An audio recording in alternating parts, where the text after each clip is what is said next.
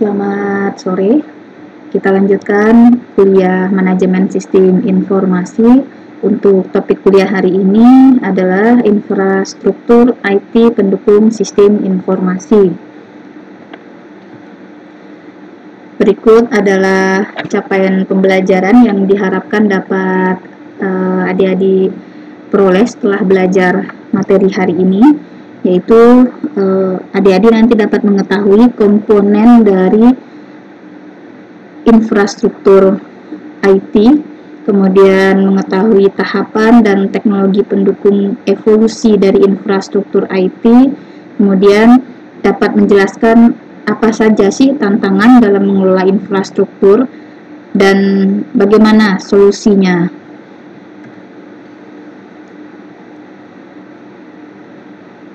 Nah, kita ketahui untuk saat ini ya, atau sejak IT sudah banyak digunakan oleh perusahaan, IT merupakan atau menjadi salah satu dari beberapa alat yang kemudian digunakan oleh manajer dalam menghadapi perubahan di dunia industri, pemerintah, atau organisasi.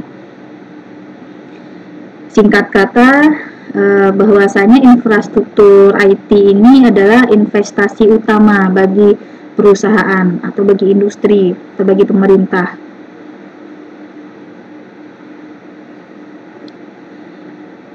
Nah, infrastruktur IT ini merupakan sumber daya teknologi yang dimana dia menyediakan platform bagi aplikasi sistem informasi untuk organisasi atau perusahaan. Nah, IT infrastruktur atau infrastruktur IT ini merupakan sumber daya teknologi yang dapat berbagi pakai, sehingga akan dapat menyediakan suatu platform bagi aplikasi sistem informasi yang dapat digunakan diperuntukkan untuk memanajemen atau mengelola suatu organisasi atau perusahaan. Nah, infrastruktur IT itu mencakup, nah ini dia, infrastruktur IT itu mencakup investasi dalam perangkat keras, perangkat lunak, dan layanan. Layanan ini seperti konsultasi, pendidikan, dan pelatihan. Nah, infrastruktur IT itu dalam organisasi yang digunakan saat ini merupakan hasil evolusi dalam platform komputasi. Ya, jadi IT infrastruktur itu memiliki tahapan evolusi. Evolusinya lebih dari 50 tahun. Jadi bukan evolusi yang baru beberapa tahun, tapi evolusi dari infrastruktur IT itu telah terjadi 50 tahun sebelumnya. Setiap tahapannya itu memiliki berbagai jenis konfigurasi dan elemen. Nah, ada 5 tahapan dalam evolusi ini, masing-masingnya itu mewakili berbagai konfigurasi dan struktur elemen. Nah, infrastruktur IT saat ini itu juga memiliki komponen utama. Komponen-komponen ini harus dapat berkoordinasi satu sama lain untuk menyediakan infrastruktur yang koheren atau infrastruktur yang dapat bermanfaat atau dapat sharing dengan perusahaan atau dengan unit di suatu perusahaan.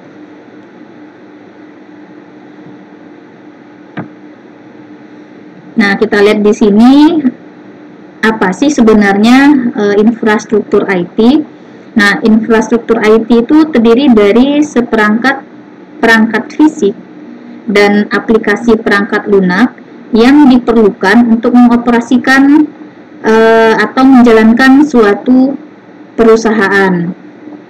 Nah, infrastruktur IT ini juga merupakan seperangkat layanan dari perusahaan yang dianggarkan, di mana dia terdiri dari SDM atau manusia atau karyawan dari perusahaan tersebut dan kemampuan teknis yang dimiliki oleh SDM tersebut atau kemampuan teknis yang dimiliki oleh si karyawan.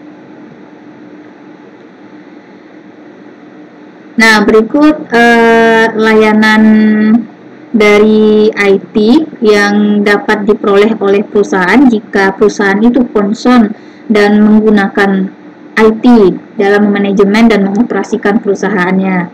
Yang pertama itu adalah platform komputasi. Jadi layanan pertama itu adalah layanan platform komputasi, di mana dia digunakan untuk menyediakan layanan komputasi yang terhubung antara karyawan, pelanggan, atau supplier ke lingkungan digital yang nantinya itu termasuk ke dalam perangkat-perangkat yang terkait dengan mainframe, desktop, laptop komputer, dan perangkat telepon seluler atau mobile device. Nah, itu disebut sebagai layanan computing platform. Jadi dia memberikan layanan untuk menghubungkan antara karyawan, pelanggan, dan supplier melalui perangkat-perangkat tadi. Nah, kemudian layanan telekomunikasi. Jadi menyediakan konektivitas data, suara, dan video kepada karyawan, pelanggan, dan juga supplier dari perusahaan. Kemudian layanan terkait dengan manajemen data, di mana layanan ini dapat menyimpan dan mengelola data perusahaan serta menyediakan kemampuan untuk menganalisis data. Selanjutnya adalah layanan aplikasi perangkat lunak. Dia menyediakan fungsi yang capable untuk perusahaan seperti ERP, Enterprise Resource Planning, CRM atau Customer Relationship Management, SCM atau Supply Chain Management, dan Knowledge Management, di mana keseluruhan aplikasi perangkat lunak tersebut dimanfaatkan nanti untuk semua unit bisnis di perusahaan. Nah, kemudian layanan manajemen yang berkaitan dengan fisik. Nah, fisiknya ya, atau fasilitas fisik. Nah, dia memberikan layanan untuk dapat mengembangkan dan mengelola instalasi fisik untuk keperluan komputasi, telekomunikasi, dan layanan manajemen data. Kemudian layanan manajemen IT, ini dia. Nah, layanan manajemen IT ini nantinya digunakan untuk merencanakan dan mengembangkan infrastruktur, kemudian dapat digunakan untuk berkoordinasi dengan unit bisnis untuk layanan IT, mengelola akuntansi untuk pengeluaran, kemudian menyediakan layanan manajemen proyek. Nah, selanjutnya layanan dari sisi standar. Layanan standar IT itu dia menyediakan kebijakan bagi perusahaan dan unit bisnisnya. Nah, ini layanan standar.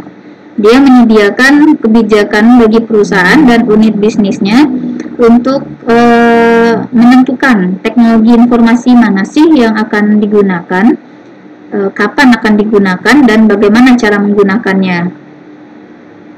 Kemudian selanjutnya adalah layanan pendidikan IT.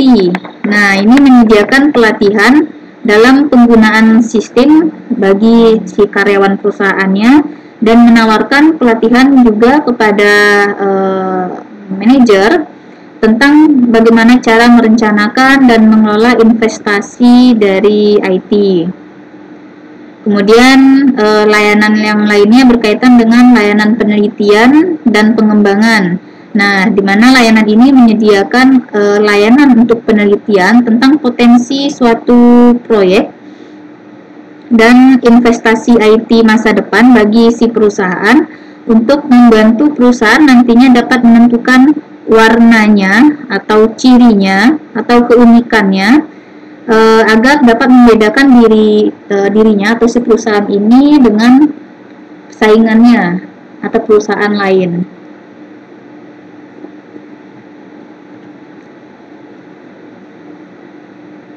Nah, berikut adalah hubungan antara perusahaan, infrastruktur IT, dan kapabilitas suatu bisnis. layanan yang disediakan oleh perusahaan itu diperuntukkan bagi pelanggan, supplier, dan juga karyawan. Jadi layanan IT itu, ini dia layanan-layanannya ini memanfaatkan teknologi IT dan infrastrukturnya itu ditujukan kepada karyawan, customer, dan supplier. Nah, layanan ini bersifat langsung. Jadi layanan ini bersifat langsung terhadap infrastruktur IT-nya. Idealnya, infrastruktur ini harus mendukung suatu bisnis perusahaan dan strategi dari sistem informasinya. Jadi ini layanan yang ada oleh perusahaan atau infrastruktur dari IT dari perusahaan itu dia memiliki ini dia jenis-jenis layanannya. Nah, teknologi informasi itu memiliki dampak yang kuat nantinya pada jalannya bisnis dan pada strategi dari perusahaannya dan juga bagi layanan yang diberikan kepada si pelanggan. Itu bentuk hubungan antara perusahaan dan infrastruktur IT serta kemampuan bisnis dari si perusahaan. Nah, di sini kita lihat adanya tingkatan dari infrastruktur IT, di mana infrastruktur IT diatur pada tiga tingkatan utama, yaitu dari sisi infrastruktur publik, kemudian perusahaan, dan unit bisnis. Setiap tingkatan infrastruktur ini menyediakan seperangkat layanan dan kemampuan IT. Nah, beda-beda layanan yang dapat diberikan di setiap level ini. Infrastruktur IT publik, contohnya di sini, public infrastruktur, itu mencakup layanan-layanan seperti internet, VoIP, sistem komunikasi kabel, nirkabel, dan layanan dan jaringan seluler.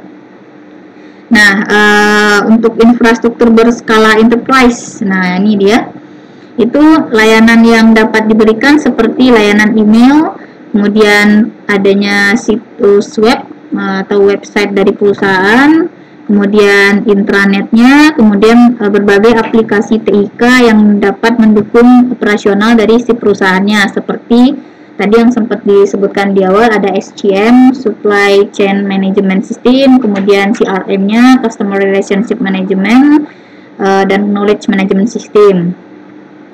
Nah, berikutnya adalah unit bisnis. Di level ini, si infrastruktur tersebut sangat unik, jadi dia memiliki keunikan layanannya, di mana dia menyesuaikan dengan kebutuhan bisnis, seperti adanya aplikasi TIK yang berkaitan dengan transaksi. Jadi keunikannya ini nggak hanya skop umum, namun lebih spesifik, seperti adanya layanan TIK khusus untuk transaksi, khusus untuk produksi, kemudian khusus untuk pengelolaan data si pelanggan, data vendor, dan lain sebagainya. Tentunya itu berkaitan juga dengan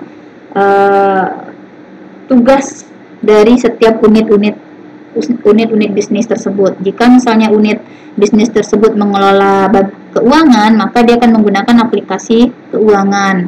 Begitu selanjutnya.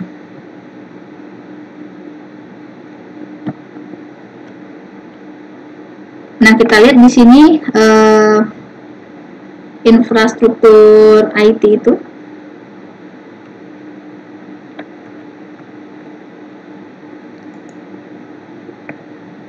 Jadi infrastruktur ini berevolusi ya, kita lihat di sini evolusi dari infrastruktur IT. Nah, ada 5 tahapan evolusinya. Jadi dimulai dari tahun 1959 sampai saat ini masih digunakan. Itu disebut sebagai mainframe atau mini komputer. Kemudian di tahun 1981 sampai dengan saat ini pun juga masih digunakan, yaitu personal computer. Nah, kemudian adanya teknologi client server diperkenalkan tahun 1983 sampai saat ini pun masih tetap digunakan. Kemudian ada enterprise computing yang diperkenalkan tahun 1992 dan sampai saat ini pun juga tetap digunakan. Kemudian yang saat ini yang lagi boomingnya yaitu teknologi cloud and mobile computing, dimulai dari tahun 2000 hingga terus berkembang pesat saat ini.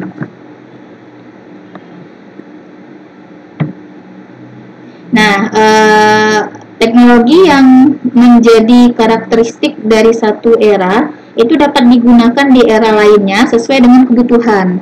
Jadi maksudnya di eranya mainframe atau mini komputer, teknologi apa sih yang menjadi keunikan dari era ini?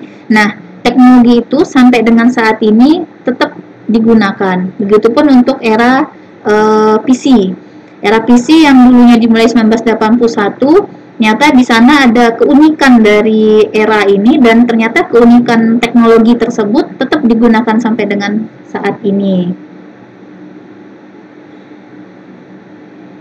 Nah, misalnya itu di era yang sekarang ya, cloud and mobile computing.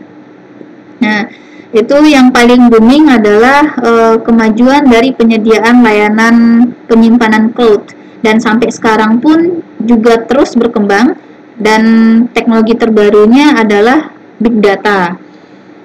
Nah, meskipun ada teknologi baru di sini yaitu cloud and mobile computing, namun bagi perusahaan, misalnya dia menggunakan teknologi terbaru nih di era cloud and mobile computing, tapi perusahaan tersebut di beberapa unit atau bagian dia masih tetap akan menggunakan teknologi-teknologi di setiap era ini. Ada mainframe yang bisa dijadikannya sebagai servernya atau khusus untuk pengelolaan websitenya, kemudian PC pastinya untuk menunjang atau mendukung kinerja pegawainya, kemudian client server pun tetap saat ini mereka gunakan, kemudian enterprise computing ini juga mendukung untuk organisasi dari perusahaannya. Jadi setiap era ini tetap akan digunakan di suatu perusahaan. Jadi meskipun ada evolusi, setiap evolusinya tetap bisa digunakan di era terbaru.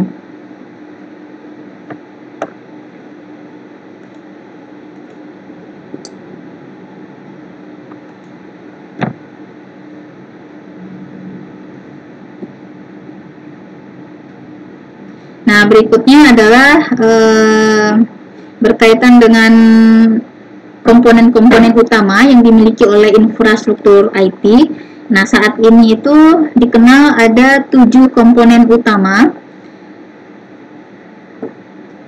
Nah, di mana komponen-komponen ini nantinya juga menyertakan vendors yang terlibat dalam setiap bagiannya. Jadi kita mulai dari misalnya di sini computer hardware platform. Nah, di sini ciri komponen utamanya itu adalah penggunaan desktop PC, mobile computing device seperti netbook, laptop, dan kemudian server. Nah, di sini ada detail nama vendorsnya. Kemudian untuk komponen operating system dan platform itu seperti sistem operasi. Beragam sistem operasi yang kita kenal, sini saya tambahkan adalah Android sebagai mobile operating system. Kemudian di komponen berikutnya enterprise software aplikasi.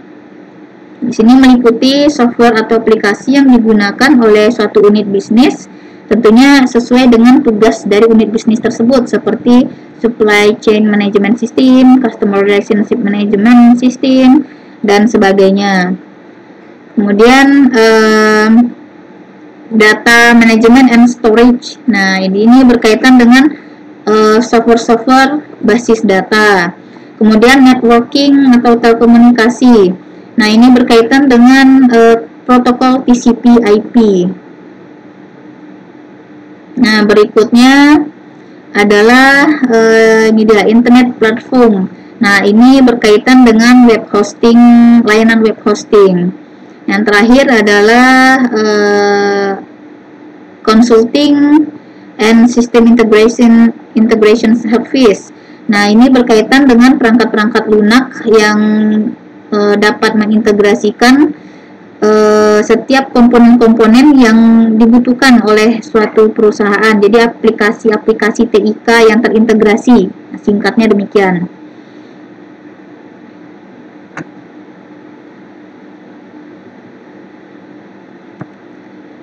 Nah, di sini kita ketahui ya, untuk bisa mengelola infrastruktur IT ternyata ada tantangan tersendiri. Seperti apa sih tantangannya gitu? Nah, kita lihat di sini yang pertama, suatu perusahaan itu dia harus mampu mengikuti dan menyesuaikan segala perubahan platform dan teknologi yang ada saat ini. Jadi ini termasuk adanya teknologi cloud dan mobile computing.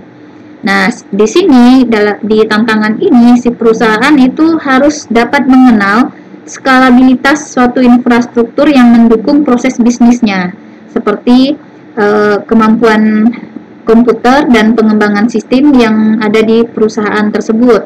Jadi ketika suatu perusahaan sudah menggunakan teknologi cloud dan mobile teknologi, perusahaan tersebut membutuhkan suatu aturan dan prosedur yang jelas tentang bagaimana cara suatu data dan informasi tersebut dapat mereka share antar unit atau dengan perusahaan lain. Nah, tantangannya di sini adalah isu keamanan itu menjadi bagian terpenting. Di sini dia yang perlu diperhatikan oleh perusahaan. Jadi isu keamanan di sini yang perlu diperhatikan. Nah, tantangan berikutnya adalah dari sisi manajemen dan tata kelola. Jadi, si perusahaan perlu membuat satu aturan bisnis untuk kemudian ditetapkan menjadi suatu keputusan. Apakah keputusan yang diambil oleh perusahaan tersebut tersentral, atau setiap departemen atau unit dapat membuat keputusan sendiri. Hal ini tentunya bergantung pada kebutuhan dari perusahaan tersebut.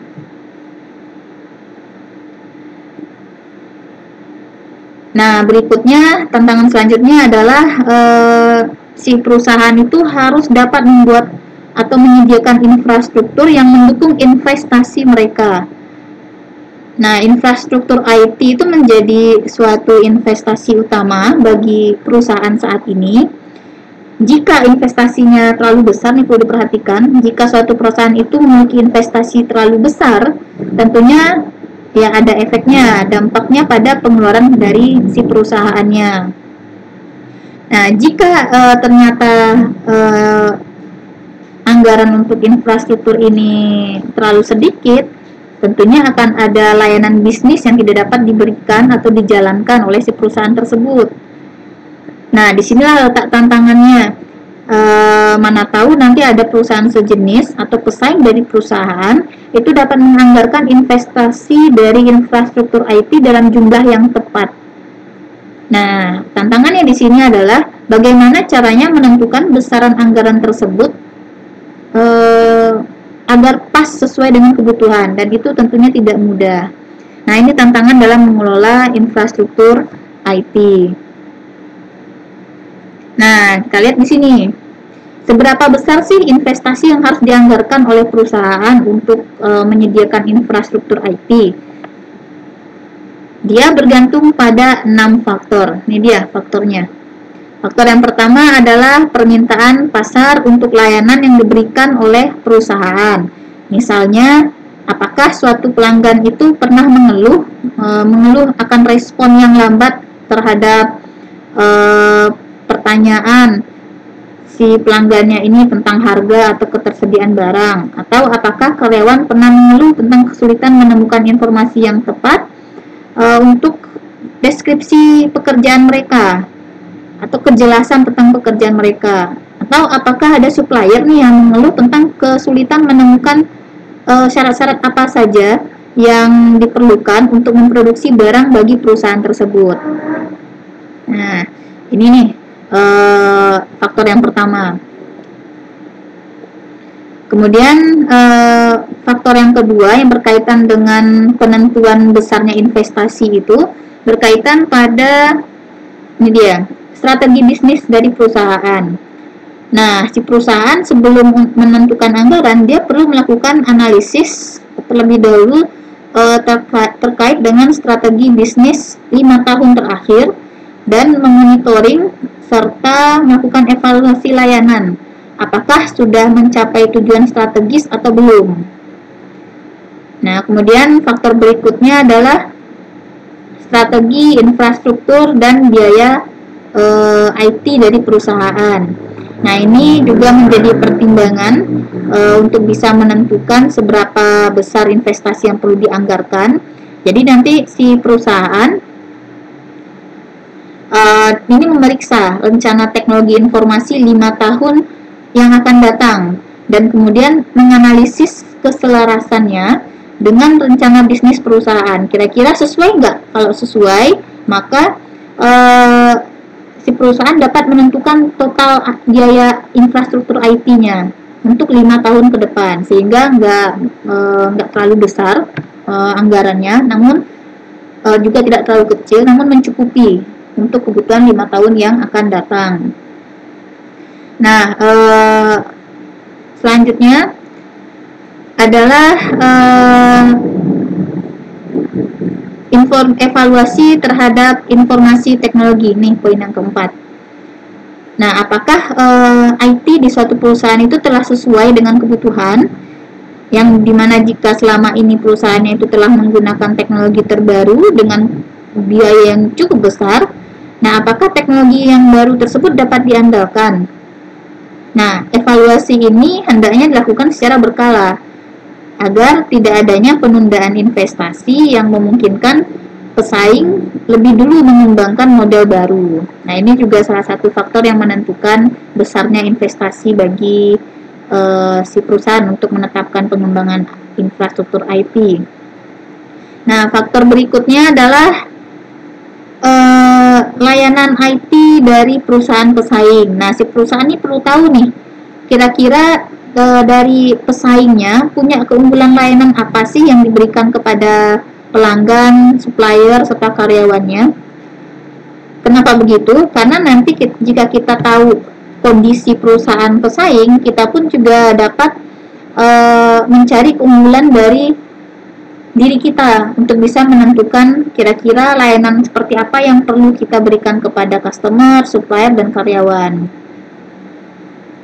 Nah, berikutnya adalah yang terakhir, faktor penentu besarnya investasi itu berasal dari investasi infrastruktur IT dari perusahaan si pesaing. Nah, di sini seperti tadi di poin nomor 5, si perusahaan juga perlu melakukan pengukuran. Jadi dia mengamati, kemudian mempelajari dan mengukur pengeluaran infrastruktur IT pada perusahaan dia, kemudian dibandingkan dengan pesaingnya, sehingga nanti dapat diketahui besaran anggaran dari perusahaan IT si A ini seperti apa untuk jangka waktu 5-10 tahun yang akan datang. Apakah sesuai dengan kebutuhan atau tidak.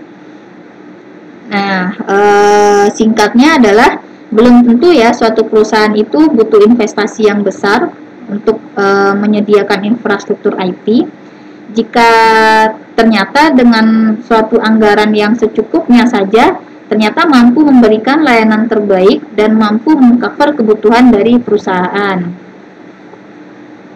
Nah, 6 faktor inilah yang dapat menjadi solusi untuk menghadapi tantangan dalam mengelola infrastruktur IT. Jadi ini solusinya terkait dengan 3 tantangan sebelumnya. Nah, jika ada yang ingin ditanyakan, dapat nanti ditanyakan via WhatsApp group. Sekian kuliah kita hari ini. Selamat sore.